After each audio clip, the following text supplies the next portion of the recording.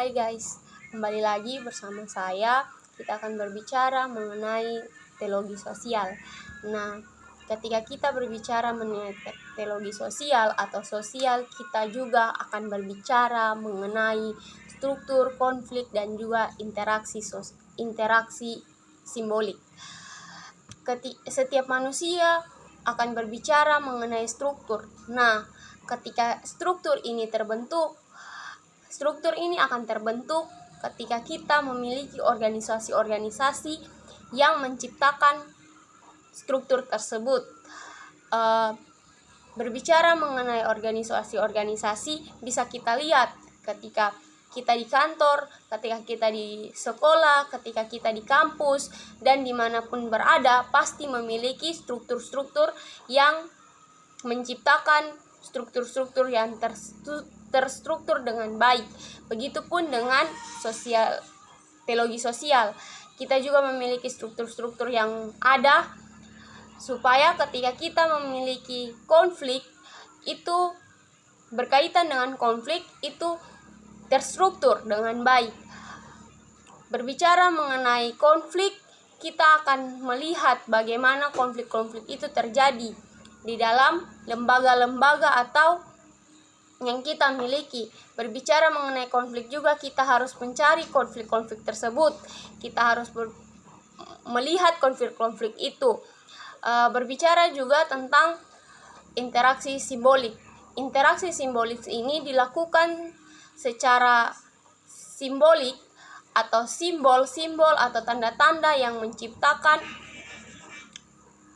kenyamanan bersamanya kita. Ketika kita melihat argumen-argumen itu terlihat baik. Simbol-simbol ini bisa kita lihat, bisa kita adaptasikan ketika kita berbicara kepada orang melalui simbol-simbol yang ada.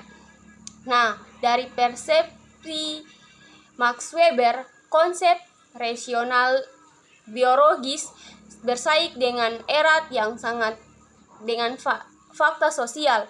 Max Weber juga menjelaskan bagaimana bentuk organisasi yang berdasarkan pada aturan-aturan atau tata-tata kerja yang jelas yang diciptakan atau fakta sosial dalam masyarakat. Fakta sosial ini meliputi struktur-struktur hierarki atau prosedur standar. Nah, kita akan melihat bagaimana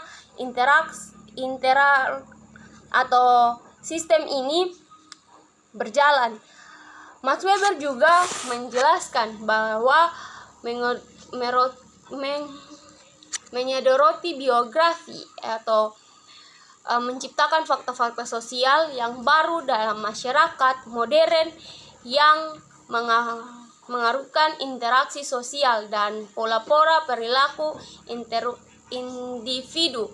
Namun, kita juga memahami bahwa kecenderungan biografi terjadi terlalu rasional dan menyebabkan demonstrasi atau mempelajari teori muka belakang. Menurut Irving Goffman adalah kerangka konseptual yang menggambarkan reaksi atau interaksi sosial sebagai sebuah pertunjukan atau aktor.